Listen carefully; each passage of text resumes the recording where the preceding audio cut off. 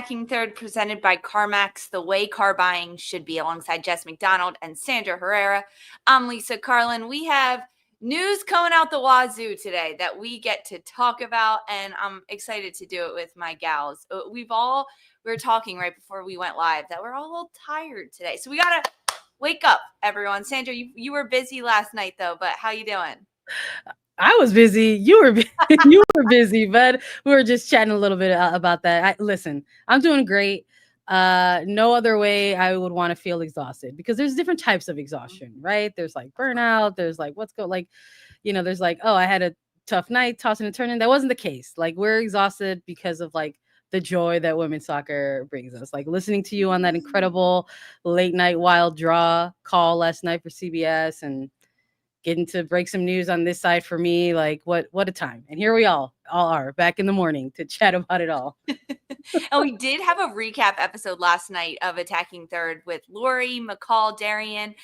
Ali Schlegel jumped on to talk about that incredible 3-3 draw that Chicago came back from down 3-0 against Seattle. But Jess, have you recovered from that game yet, my friend? Absolutely not. I think I took a very, very small cat nap, in between that game and getting on this show in time. I mean, wild. Adrenaline was just still sky high. I have my infant too. She's sleeping, but I'm not. They say sleep when baby sleeps. No, that absolutely was not happening last night. Well, it couldn't happen. Our adrenaline was so high. And honestly, we're just going to keep it sky high today, because the good times keep on rolling, because we have a fun announcement. We are finalists. Attacking Third is finalists in the People's Choice Podcast Awards, thanks to everyone that listens to us and everyone who voted. Now, if you voted previously, you may be eligible to vote again. So check your email. If you have something from People's Choice, click on that and vote for Attacking Third in the People's Choice Podcast Awards.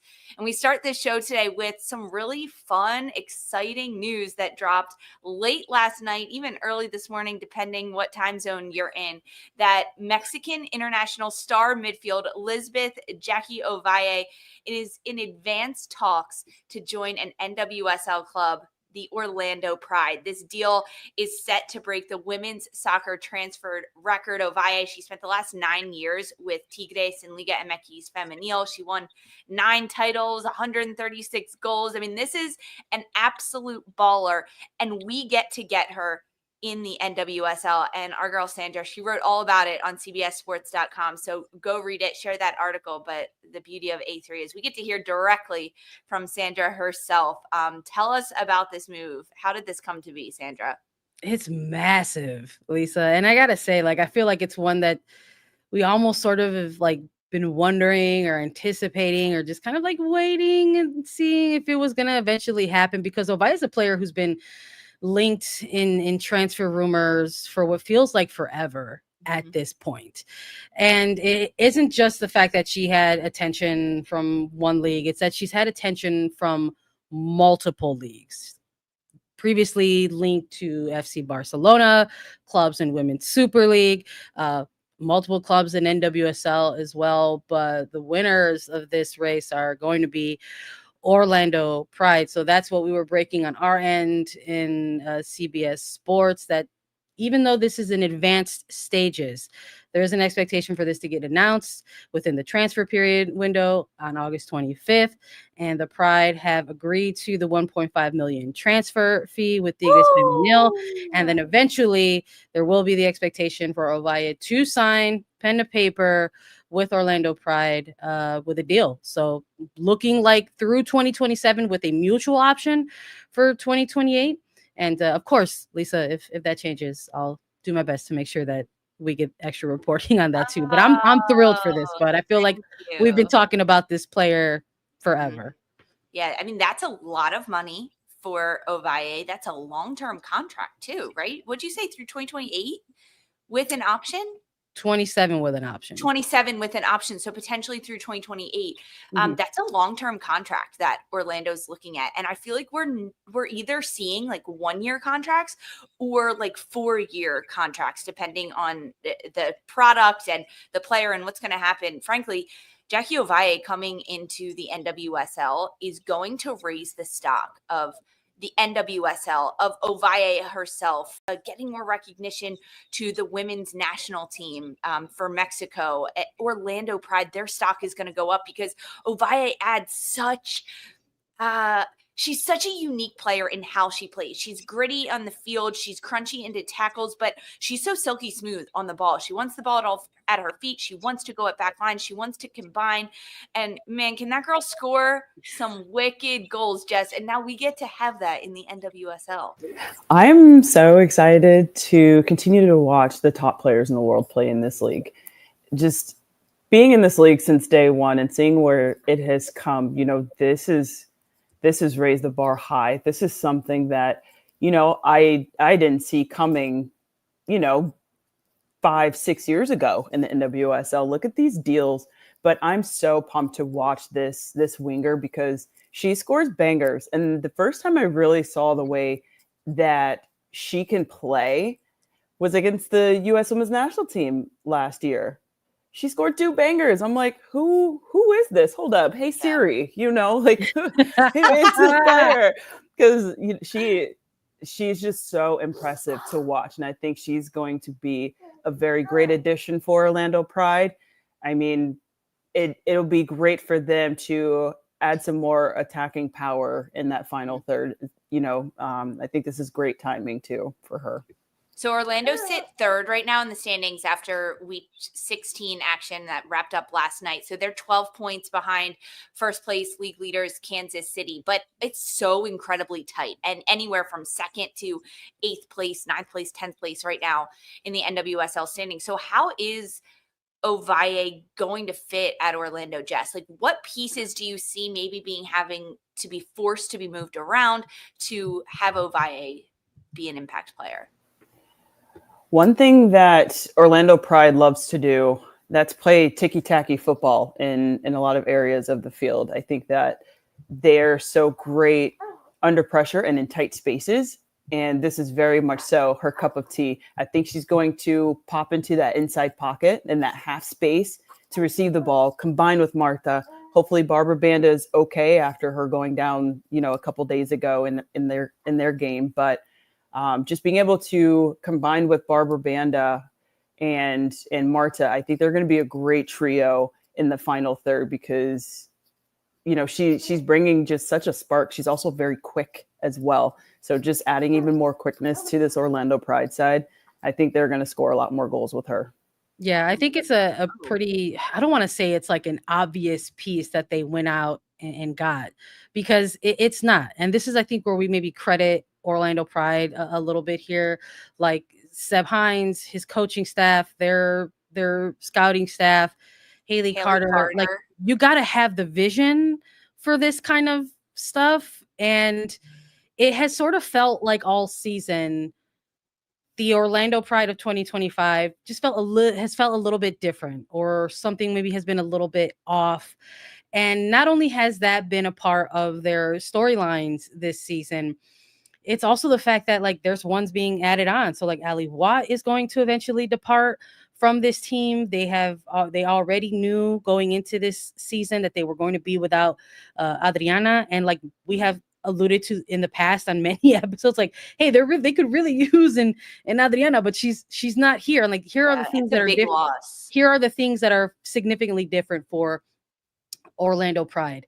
But getting a piece like Ovalle could very well keep them in the picture that they're currently in, that they're in contention. Whether or not it's a move that eventually down the stretch kind of rivals Kansas City, we have to wait and see what that is, I think. But at the very least, the very bare minimum, it's a move that's going to continue to keep them and help them build towards a deep postseason run. And that doesn't happen unless you have that awareness, unless you have that vision. I mean, Orlando making sure that they're looking across the globe for talent, whether it was in setting a previous record and bringing Barbara Banda, or now in Mexico looking to bring Ovalle. Sometimes it's not just about looking within your borders or just in Europe. It is a huge footballing globe that NWSL can look for talent.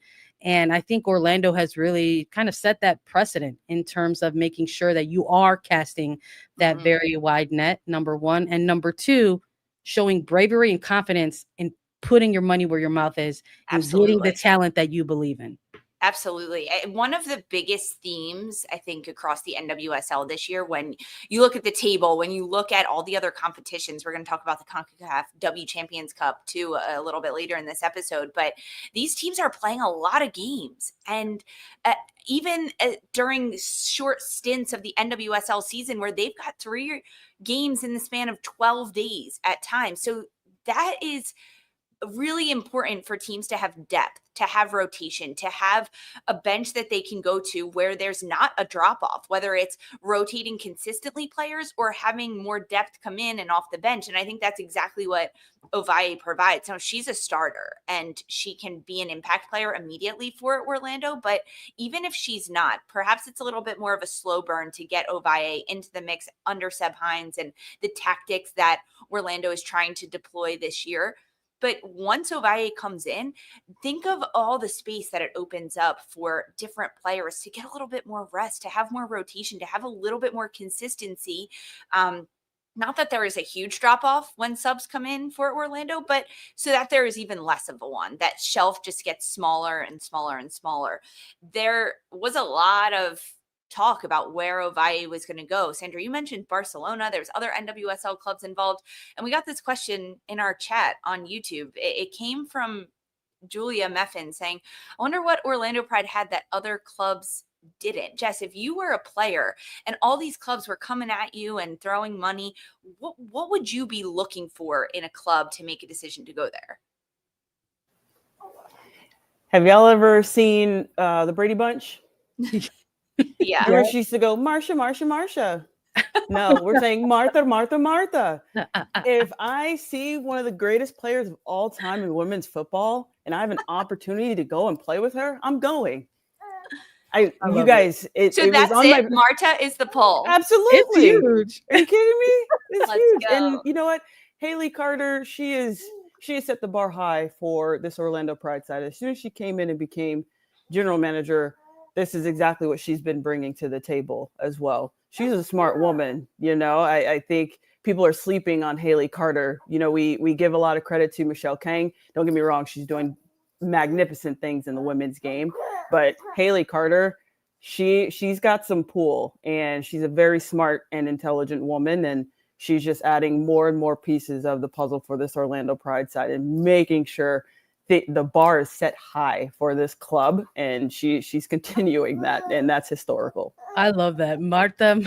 That's gonna be not sure where she was going with the Brady Bunch. That's gonna be ringing. That's gonna be ringing in my ears all day. I love it. I'm here for it. But you're 100% correct. Maybe it's not just the Marta of it all. Maybe that's part of just some of what Orlando can offer someone. Because I think we can't forget on the Ovalle side of things that this is a winner. This is a winner that's coming to NWSL. This is a title-winning, 136 goal scoring winner for Orlando Pride. Okay, does this mean that Orlando's going to win this year, Sandra? Whether it's the Shield or the championship?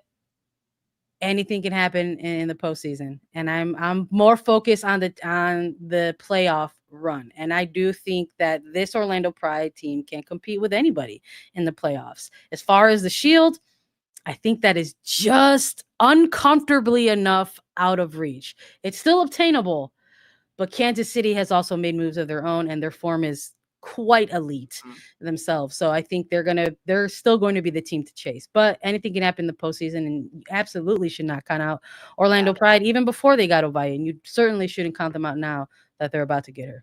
And this move to me says Orlando wants to repeat exactly what they did last year. And in talking with a couple of coaches over the last couple of weeks and even this past weekend, no one believes that the Shield is out of reach. And if you have a team and a culture that is all in on that, and a GM that's bringing in one of the best Mexican internationals to the league and to your club, to me, it says that Orlando Pride wants to win the Shield and they want to repeat winning the championship again. And now they get to potentially make a run, try to do it with Ovalle. So this move, Sandra, it's not officially official?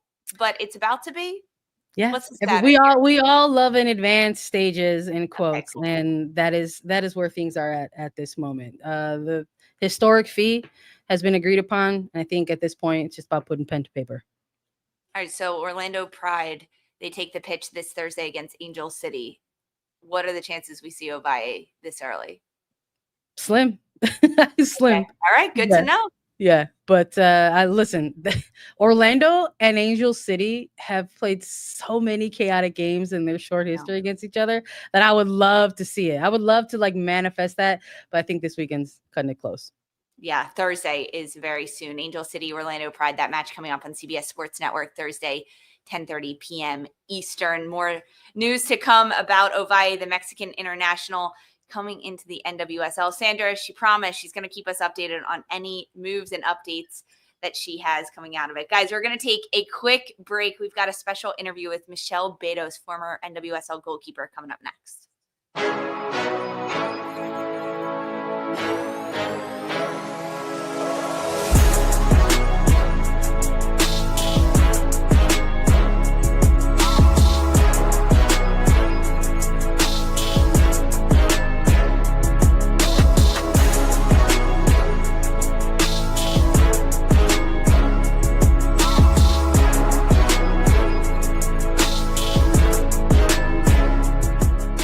Welcome back to Attacking Third.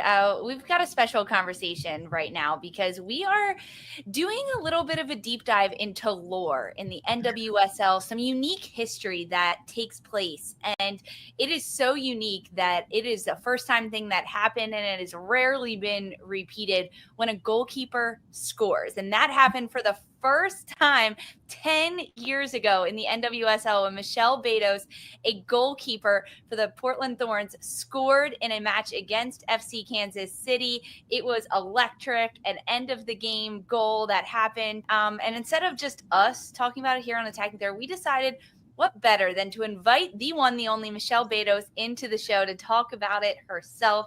So we've got her here. Michelle, what's up? Welcome into Attacking Third.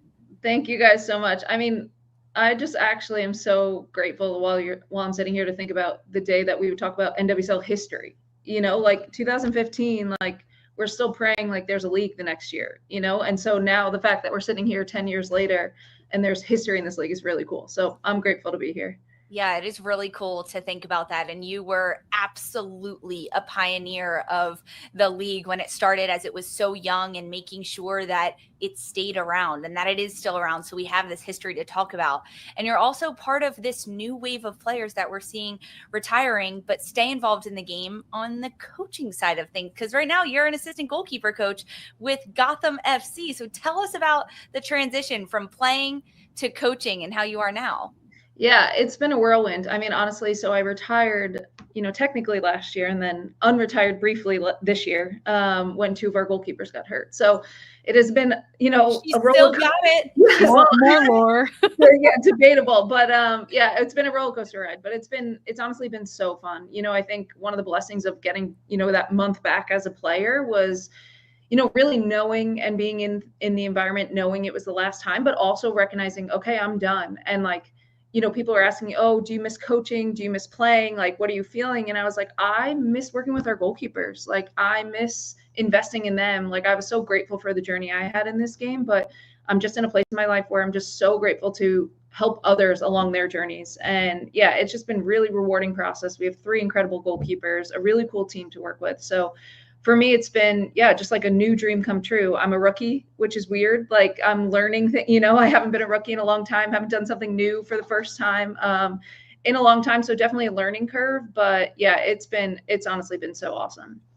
You know, I'm curious about maybe some of the things you've learned at this level, because it's a little different coaching at a professional level than in other arenas. I know in that first decade of NWSL, it wasn't common to have conversations with players, and they would tell me about their side hustles, and some of that would be like coaching in youth clinics and things like that. And maybe what are some of the things that you find yourself learning since you are a rookie now, and I guess in the coaching level, that you found maybe some differences in coaching at a pro level? Yeah, I mean, I think the biggest thing is just the level of depth and detail we go into for everything. You know, I thought as a player when we had a morning meeting, then you had your IDP meetings and, things like that. Like, oh, wow, this is a lot of meetings. I always talk about the first day I came in. It was like the week before preseason started, and I showed up at 8 a.m. I was here till 5 p.m. and I was just in meetings the whole time. And I walked into my house like a zombie. I was like, I don't know if I can do this. Like, first of all, I need to figure out when I'm going to move, because my job has been working out my whole life and my body's like so rigid because it feels like it needs to move. And my brain is fried. But it was also like invigorating because it was so fun to sit and think. And I'm also getting my master's in mental performance, applied sports psych. So I'm also working on the culture side here. So I was in a meeting about our goalkeepers. Then I'm in a meeting about, defensive principles and set pieces. And then I'm talking about the club culture and how we're going to implement that with the players. And it was so fun to just use my brain in a different way, if that makes sense.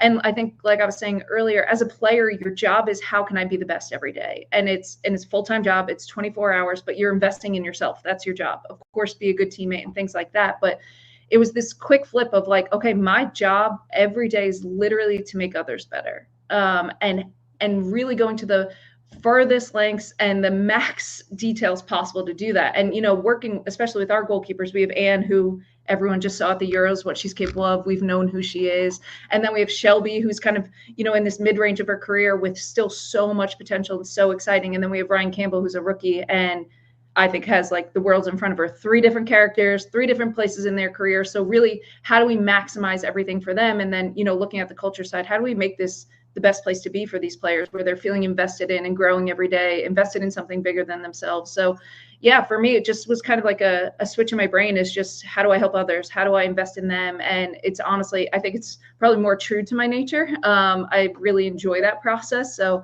yeah, it's definitely been a lot of work, a lot of meetings, more meetings than I've ever could have imagined. But it's been so fun because it's, all things I'm really passionate about.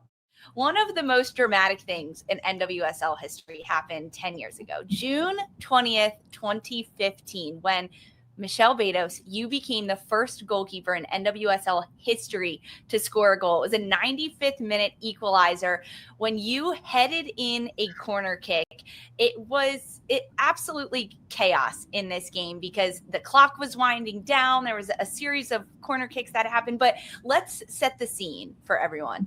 When you think back to that game prior to stoppage time, when these corner kicks happened for Portland Thorns, what was the flow of the game? Because you're in goal at this point, you're being a goalkeeper, trying to keep the ball at the back of the net. What do you remember about the 90-minute regulation? I just remember, I think, you touched on it a bit, like I'm a competitor. I want to win. I think, everyone at this level is. I don't think you get here without that. But I just remember looking at the sideline, looking at the coach and being like, can I go up? And he actually just like rolled his eyes. He's frustrated we were losing and, yeah, whatever, like go up. And I never in my mind was like, oh, I'm going up and I'm scoring a goal. It was just this logical, like, we need to score a goal. Everyone needs to go up. So that really was it. It wasn't like, oh, I feel something special coming or something. I just was like, we need to score. The time is clicking out, and can I go up? Can I go help? Can I go help my team in whatever way I can? So that really was the beginning of it. Yeah. And, so many people have asked me, like, what were you thinking? What were you, whatever. And I didn't even know what happened until I watched it. The only way I knew I scored, like for me, it's like, okay, I go up, corner comes in. Oh no. I'm like, is it another corner or is it a goal kick?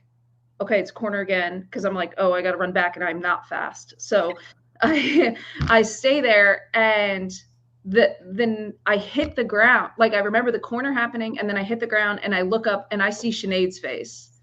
And yeah, it's crazy. I see Sinead's face first. I look up at the ground and she's like celebrating, like she looks shocked. So I look at Sinead, I look at the ball, I look at the ref, and I'm like, holy, the word that follows, like, did we just score? Did I just score? And then immediately, as you can see from my poor celebrations, I'm like, guys, we got to get back.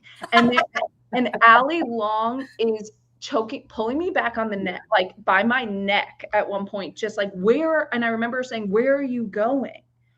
And I'm saying, there you go. And I'm like, we have to get back. We have, and they're like, no, we don't. You scored. And I like couldn't understand it, like could not understand it at all, and just was adamant that we needed to go protect the goal, and that was all I could focus on. And I think the thing that nobody remembers from that is off kickoff, Kansas City hits the crossbar. Like, and so I'm like, guys, I told you we have to focus. Like, and then it goes, like, hits crossbar, goes out, and then the game ends. And then I think I just fell to the ground, and there was like a dog pile, but I was like, very much still in goalkeeper mode. Like, I couldn't understand it. And then, you know, talking to the commentators after the game, they're like, walk me through this. And I was like, I don't know. I prayed, and then I don't know. So, like, you tell me. 10 years later, she still doesn't know. Yeah, I love you recounting that whole story. I got the long sleeve, so you can't see the goosebumps, but it's like yesterday for some of the old heads who've been around, right? Like, I mean, and this is like what people don't realize, because Michelle, you're 100% correct. We got to keep the history. We can't lose the lore. The kids got to know, you know, where they came from to know where they're going. But it's crazy because, like, even hearing you recount this match, it's like, this is like so long ago that like games were still on YouTube. Like, the Lifetime deal wasn't even like a sniff quite yet, you know. And then, you know, the other broadcasters like us at CBS or Prime Video or ESPN, like, weren't even like a thought at that time. Like, so it's wild to think about then, and even like seeing some of the reactions in the YouTube comments to such a huge moment, and the little things like constantly staying locked in as a goalkeeper, having to go back the other way because you're noting the fact that they hit the post. The details that it was a diving header. Like, it was a great goal. Yeah, not just any goal. And, like, you know, history's there so that you don't repeat it, but it's kind of cool that many years later, another Thorns keeper was able to kind of repeat a little bit of that history. But we're talking a huge gap of time from when you nailed this to when Bella Bixby went ahead and got a game winner against Angel City. And I guess, like, maybe that's where we close a little bit, Lisa, is just sort of like getting your perspective, Michelle, on kind of where the league was at that point to where it is now, and where you would like to see it go. Yeah, 1,000%. I mean, first of all, after that game, I was walking around, you know, looking at the fans. It was insane. My mom was in the crowd, and, you know, the Riveters at the time were like tackling her. After the game, I was calling her. She's already 3 shots in. My mom doesn't really drink. She's like, they took me to the bar, like, meet me at the, I'm like, what? Like, what is going on? She's like, the fans took me. So she's like been shipped off to a bar to celebrate. And like, this is like, I have not seen my mom drink in my lifetime. So I'm like, what's going on? But I'm walking around the stadium, like, taking it all in. The fans are electric. And like you said, at that time, Portland was the only place where you're seeing 20,000 people in the stands. You know, that at that time is when I think you felt most like a pro playing at Portland, you know, seeing those fans. So walking around, and Allie Long is like, you're going to be on Sportcenter. And I'm laughing at her because I'm like, no, this is the NWSL. Like, we don't get on Sportcenter. Like, what we do doesn't. But like, it was on Sportcenter. It was top 2, you know. And my mom's a huge Yankees fan, and she was like, oh, Alex Rodriguez was number 1 with the home runs, but, you know, whatever. But like, to me, that was so special. Like, to be totally honest, all the people that know me, like, I hate goals. Like, I'm a goalkeeper. I've trained my whole life to keep the ball out of the back of the net. And the thing people talk about the most when they talk about me is my goal. But like, for me, it was more about how much it meant to other people. Like, what it meant, the amount of people that were like, that was my first time at an NWSL game. That's the first time I ever watched the NWSL. Like, does this happen every week? And I'm like, yeah, just keep watching, you know, like, I'm sure, you know. So that was just so cool for that time, you know, even just for that blip on Sportcenter, for somebody to see the NWSL, like, not about me, but about this league that where incredible women were doing incredible things that just weren't being as celebrated at that time. And it's funny because Bella trained with me while I was at Portland. She was a college kid. So like, little Bella Bixby, she's never really been little. I think she's like 6'1", but was training with me then. And so then when she scored it, I was just like, this is so cool. You know, I mean, first of all, obviously, again, for it to be at Portland and knowing what those fans, you know, bring to that environment and have from day one was so special. But it was really cool that it was Bella, you know, and I was texting her after the game, and I was just like, I'm like so proud of you, but this is just crazy. But just, yeah, seeing what that did for the league then. And, you know, like you've said, like, the league has just come so far, and in that moment, like I could have never known that we were talking about the NWSL history. I didn't know that could be part of NWSL history because we didn't know there would be one, you know? So it's just been such a rewarding process year in and year out to see the growth of the league, to CBS and everybody, like the world is looking at us, you know? And now, you know, week in and week out, it is global news that Trinity scored a game winner last week. You know, it's global news when these girls do things because that's what it deserves to be. And I think it always deserved that, but now's the time. But I do think the women I played with at that time were the reason that the girls now get to do what they do, you know, because we stuck it out, you know, because, you know, during the hardest times, like our biggest driver was that this thing would still be around, that the players coming, I mean, there's so many players now in the environment that like had posters of like we have a player in our team now who had a poster of Rose on her, you know, on her wall. Like, you know, it's just, they grew up watching this league. And I think McCall said this, but like, that's why I think part of why you see these young kids killing it at such a young age, because they've seen their dreams in front of them this whole time. You know, they week in and week out, they could watch this, they could see their dreams, they could understand what it takes, and they could go train for it. Like when I was 8, I was trying to do moves like the WNBA because that's all I knew as a stable professional league, you know? So it's been incredible. And honestly, every game day, every, you know, leap that we take forward is just so rewarding for me. And I think from all the veterans, some that are still in the league and some that, you know, have recently retired. But yeah, it was just so cool. And the fact that it doesn't take a goalkeeper scoring for this to be public news, right? To be big news. It's like, people are being celebrated for what they're paid to do, you know, not just the extraordinary or crazy moments. But yeah, it's just been so cool. And I'm grateful to be a small part of it. It's not just the historic and extraordinary moments, but all those little ones. But the extraordinary ones, the ones that etch themselves in the history books, Michelle, they're pretty cool. Pretty good. Yeah, pretty cool to talk about. Thanks for coming on, A3, talking about the lore, talking about the history that you have made, scoring absolute bangers, diving headers that will forever be in the history books. Michelle, thanks for joining us. Yeah, thank you guys so much for having me. That was Michelle Betos talking about the absolute lore in the NWSL. And little did we know, we did pre-tape that interview with Betos. That last night we would get more history made as Alyssa Naeher scores her first NWSL goal, becoming the 3rd goalkeeper in the league to find the back of the net. But that was a pretty fun interview to talk with Michelle about that. Jess, did you like that? Oh, I loved it. And I love Betos. I got to give her a hug just a couple days ago. So I'm really happy you guys got to interview her. But yeah, after watching that goal, did you guys see her reaction after she scored her header? Like she like completely shocked herself. Mm-hmm. And that was just like a defining moment of just who Michelle Betos is. She was just like, holy crap, like that just happened. A diving header from a goalkeeper. So cool. She's just such an incredible human. A pain in my tail to play against, obviously, throughout my entire playing career, but also a joy to play with. But you see her personality when you interview her. She's so awesome. And what a great interview. But yeah, I loved her reaction. That reaction after she scored that goal, I will forever remember for the rest of my life because it was amazing.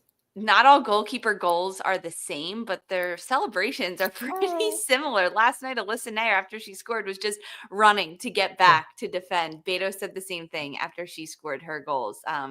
They're all a little similar. That was a really fun chat, guys, but we've got more A3 coming up for you. We're going to take a quick break, and then we're talking CONCACAF W Champions Cup. Stick with us.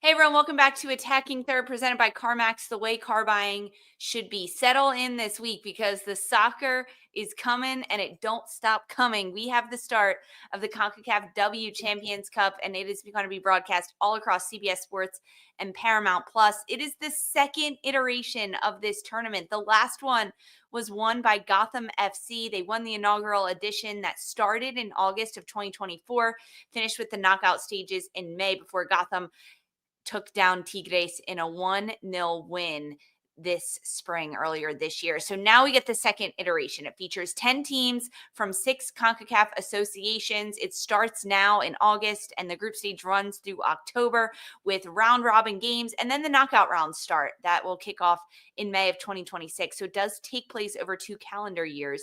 But now we get the second edition of it. So there's a little bit more about this tournament and what's going to happen, because not only is it bragging rights and you get a trophy, but the winner does qualify for the W Club World Cup.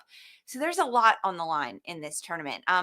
But let's talk NWSL teams, Jess, because they are not only playing in the league right now, but several of these teams get to now go play in the CONCACAF W Champions Cup. Orlando Pride, Gotham FC, and Washington Spirit, just the 3 NWSL clubs competing, but it is a very tight NWSL playoff race. I mean, there's only 8 points separating 3 through 8, where Orlando sit, Washington, and Gotham. How do the NWSL teams juggle this CONCACAF W Champions tournament with regular season play?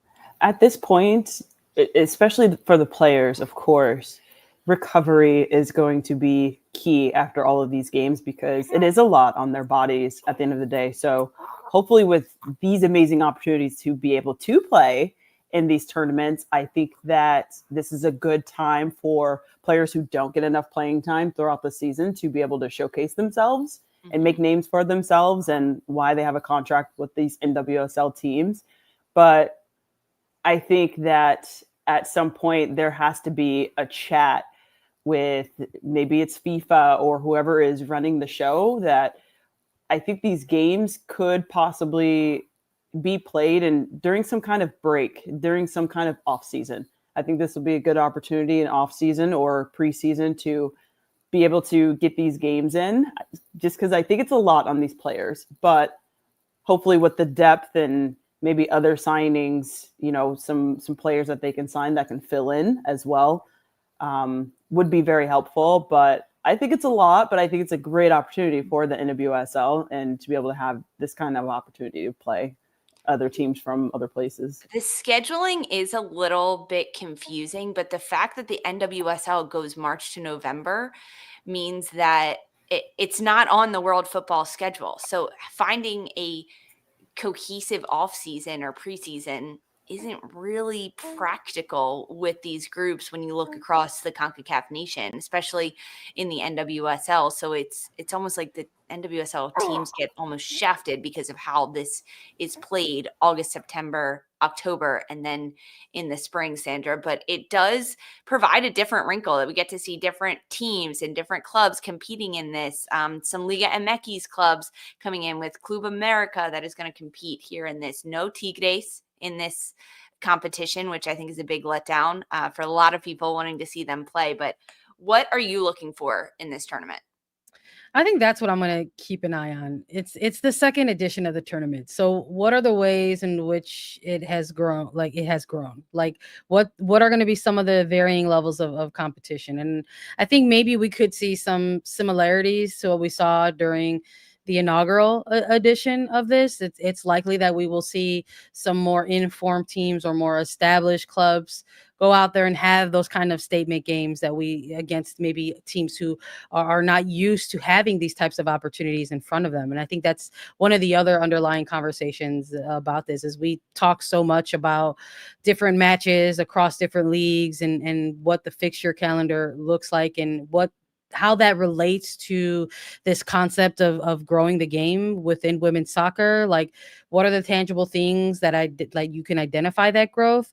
It's stuff like this. And while it is also equally, I think, uncomfortable within the same conversation to be like, oh, like there's some fixture congestion here? Like, how do things get figured out to make sure that it is not so burdensome on a player's body? Like, those will hopefully be things that can get resolved. But I think in the beginning stages of building something like this, like, it is about that visibility versus kind of maybe getting all of that stuff ironed out. So I am hopeful that maybe that gets resolved in the future.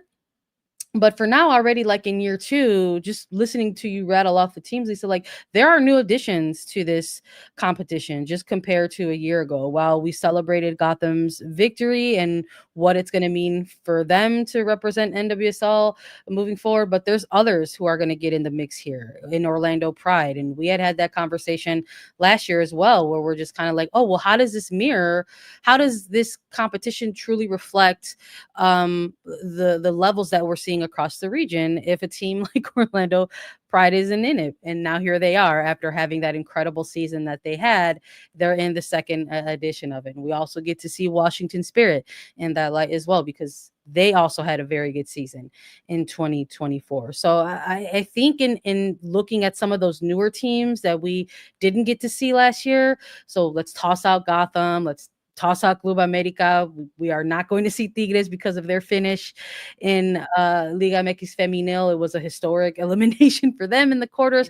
Who are those teams that are going to kind of take this opportunity in front of them and try to make a little bit of a statement? Will it be Monterrey? They're not a new team to this one, but they kind of had that experience of not having advanced in the previous one, but now they're back. And so what can they build off on their experience? Will we see that kind of growth from them in particular? Or will Pachuca, new arrivals to this competition, go and make a statement of their own and say, hey, maybe Tigres couldn't get it done, but we're here. We're going to get it done in Group A. I wouldn't be surprised if maybe we see that kind of more narrow type of match between them and a Club America, where there's those layers of familiarity between clubs. Okay, let's talk about some of these clubs, because last year we had Portland and San Diego that were also in this competition that are no longer in it. We welcome in Washington and Orlando. Gotham, the reigning champs of the CONCACAF W Champions Cup. So of these 3 NWSL teams, Jess, that you see, Orlando is in Group A, and then Gotham and Washington are in Group B. Which team has the best makeup to make a long run in this tournament? I'm talking roster depth, the style that they play, the ability to recover, even the individuals on the roster. I will have to go with Washington Spirit on this one. I think they have had some key pieces back into their squad throughout this season. Obviously, with the loss of Ashley Hatch is a big loss for them. But with Trinity Rodman coming back after her injury, Corey Bethune is getting into peak fitness. They have Casey Kruger back. I think that they're the full package. They've always had depth, and they've always had that fight in them. They've always had that dog in them. Think about what happened last season, all the adversity that they went through in 2024, still making it to the championship. We all wrote off Washington Spirit at some point last season. Like, this is a lost cause with all of these players dropping out due to injury, and whatever else was happening, coaching changes. I mean, they went through a lot. And so I think that Washington Spirit has that dog in them to have a long run in this tournament. Yeah, they're already going through a lot this year. Another coaching change and players going on maternity leave. Washington sit 4th in the NWSL standings right now on 28 points. So they're tied with Orlando.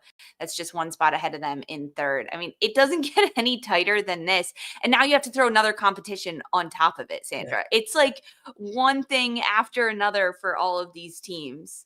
It's bringing a smile to my face though a little bit, Lisa. Like listening to Jess. You like the chaos. You like I do. I'm here. I'm here for it. I like listening to Jess like talk about it. It's just like shouting out the spirit and some of the depth on their roster. It's like here we go.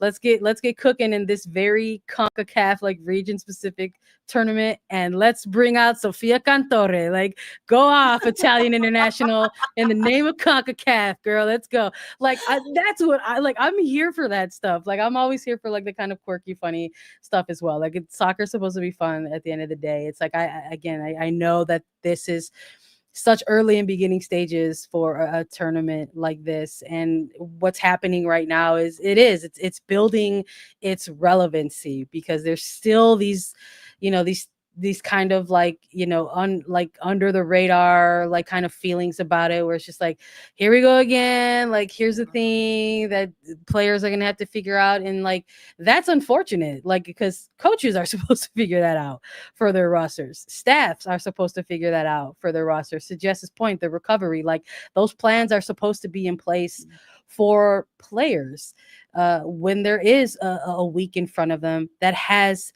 this type of congestion. And just because we've seen it in like a league like NWSL before doesn't necessarily mean it's okay. But we do know that professionals in the NWSL have had to manage those type of weeks, and that they have found themselves capable of doing that. So how a team like the Spirit manages this, Gotham, Orlando, maybe in that sense, it's just another way in which NWSL clubs have those advantages in this particular CONCACAF Champions Cup competition, compared to, a team, like Alianza Women or Alahuajense, or a newcomer in Chorrillo FC, like how they manage match congestion, being informed, like being fit, like those are also the ways in which certain clubs are going to outshine others. And maybe that could also include the Liga MX Femenil teams, who might have that leg up against some of these other clubs, whether they're representing Panama or Canada. I think that shout is really important, the familiarity of it. And that's why for me, Gotham's gonna take a run at this tournament, because they understand what this tournament is all about, the competition that they're going to face, how to do the rotation, because Gotham's already done it. And I think that's the leg up that Gotham has over Orlando and Washington, that really don't know kind of what they're getting themselves into in this tournament. But Washington Spirit, they're going to find out real fast what the CONCACAF W Champions Cup is all about, because it's match day 1 today, guys. And Washington Spirit takes on Alianza FC. That match is tonight on CBS Sports Network at 8 p.m. Eastern. There's a couple other matches this week. Wednesday, we get to see Gotham in action against Monterrey. That is also on CBS Sports Network at 7 p.m. So write it in your calendar, and we'll see you there on CBS Sports Network for the CONCACAF W Champions Cup. That's it today for our A3 episode, guys. We made it through this exciting episode on few hours of sleep for all of us. But don't worry, Attacking Third is going to be back on Thursday. We've got another episode, 11 a.m. Eastern, right here on YouTube. So we'll see you there. It's McCall Zerboni. Jem Beatty is going to be there. I'll be joining the show to chat all about NWSL Week 17, previewing everything, and a big game that we've got coming up this week, because Washington plays tonight. Then they also play at the weekend at Oracle Park against Bay FC in the San Jose area. We are previewing all of it on Thursday. This was fun. Olivia Rose, how we doing? Hanging in there. Look at our star. Superstar. Let's go, Olivia Rose. Look, she got something to say. Yes. Speak on it. Oh, we got a smile. Olivia said, Ovalle to NWSL. Let's go. Right. We did. Ovalle to NWSL. Guys, thanks so much for hanging with us. This was so fun. For Olivia, Jess, Sandra, and Mark, I'm Lisa. This was Attacking Third.